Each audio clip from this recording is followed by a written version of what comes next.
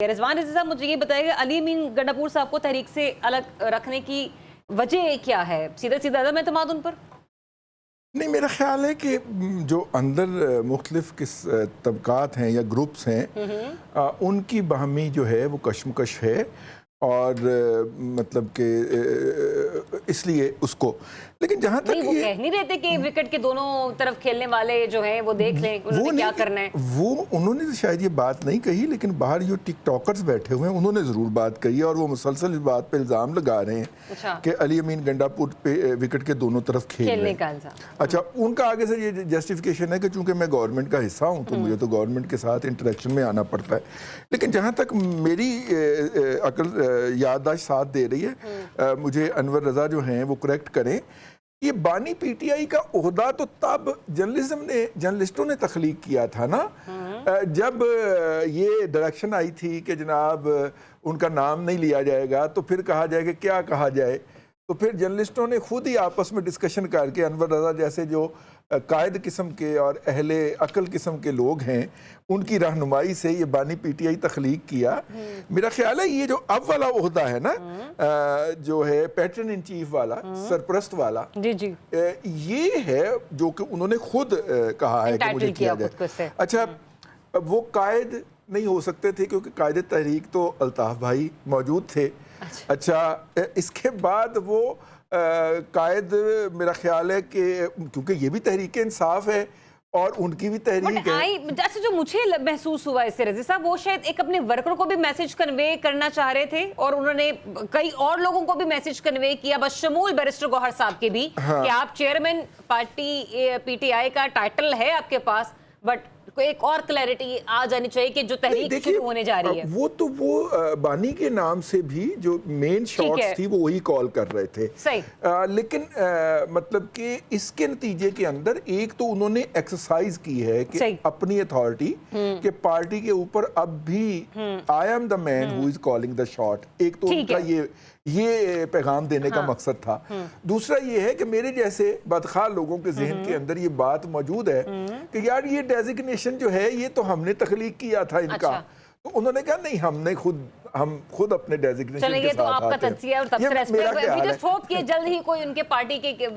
طرف سے موقف بھی وضاحت سامنے آئے گی، اور وضاحت بھی اگر سلمان اکرم راجہ صاحب یا عمر ایوب صاحب کی طرف سے آ جائے تو بڑی بہترین ہو۔ رضوان عزیز صاحب ساری گفتگو سن رہے تھے۔ رضوان عزیز صاحب، جیسے کہ کل بھی ہم نے ذکر کیا، یہ اچیویبل تو بڑا عجیب سا لگتا ہے۔ کل بھی ڈاکٹر کیسا بھی یہ فرما رہے تھے کہ حکومتیں کہہ دیا کرتی ہیں لیکن انہیں خود بھی معلوم ہوتا ہے کہ ایسا ہو نہیں سکتا۔ تو سر، جب ہو نہیں سکتا، اور جیسے کہ میں نے کہا کہ دائیں سے ہاتھ سے اٹھا کر بائیں ہاتھ میں پیسے ڈال دینا، بائیں سے اٹھا کر دائیں میں پیسے ڈال دینا، کس قسم کے فارمولاز اپلائی کیے جا رہے ہیں اس بجٹ کو پیش کرنے سے پہلے؟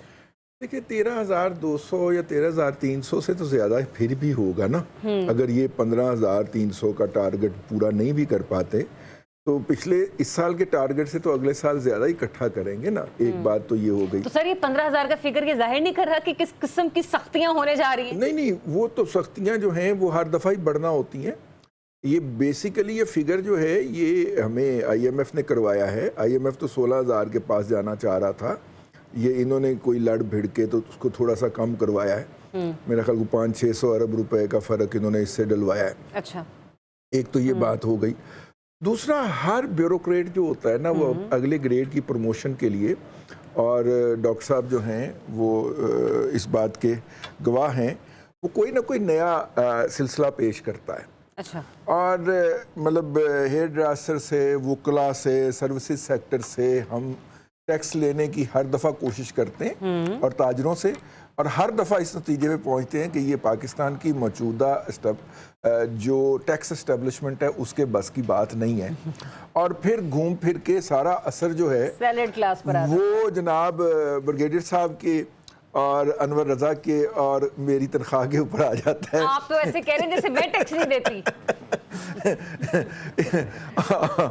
اور میرا مطلب ہے کہ at the end of the day کیا ہوتا ہے جی، وکلا جو ہے وہ دیں گے، اور وکلا جو ہے وہ اپنے کلائنٹ کو جو سرو کر رہے ہوتے ہیں بل، اس کے اوپر وہ فیس اضافی لگا کے بھیج دیتے ہیں کہ جی ہم نے فیس ادھر دینی ہے، تو at the end of the day tax کا مقصد تو فوت ہو گیا نا جی، ٹیکس تو اس کی انکم میں سے آپ نے لینا تھا، اس نے پاس آن کر دیا، اللہ خیر صلاح، تو وہ افراط زر کا باعث بن جاتا ہے۔ अभी अब देखिए किसी साहब ने, किसी लाल बुजक्कड़ साहब ने कोई फेसलेस असेसमेंट सिस्टम, मैं चाहूँगा डॉक्टर साहब भी इसके ऊपर कुछ करें, वो मुतारफ़ करवाया है और हर चीज़ कराची में कंसंट्रेट कर दी है। अब अगर मुझे अपनी टेक असेसमेंट को या अप्रेजमेंट को चैलेंज करना है तो मुझे ऑल द वे कराची जाना पड़ेगा और कराची के डिप्टी कलेक्टर को जाके तो अपनी अपील फाइल करना पड़ेगी।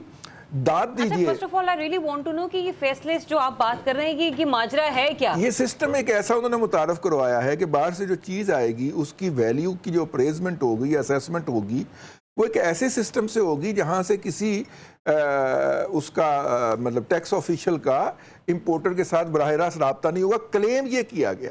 अच्छा। लेकिन उसके अंदर जो इनबिल्ट चीज़ डाल दी गई है कि कराची के अलावा बाकी हर जगह का जो इंपोर्टर है वो डिसएडवांटेज पे चला गया है कि अगर उसे किसी भी लेवल के ऊपर उस सिस्टम को चैलेंज करना है तो उसे ट्रैवल करना है all the way to Karachi. Transport के और ट्रैवल के हालात पहले ही अच्छे नहीं है। तो अच्छा, आप देख लीजिए साहब ये इंपोर्ट करने की बात करें फेसलेस सिस्टम की, इसमें कुछ एक वो मुकर्रर भी की गई है कि इतनी मालियत की कोई रकम की जो चीज़ है उसके ऊपर जाके आपने सिस्टम को गो थ्रू करना है, या आप कुछ भी इंपोर्ट कर रहे हैं तो उसके ऊपर आपको? मेरा ख्याल है कुछ भी, क्योंकि अभी हमारे एक दोस्त हैं, उन्होंने यूके से डोनेशन के कोई 3 कंटेनर भेजे थे यहाँ पे ना। अच्छा। तो दिसंबर में वो लैंड कर चुके थे।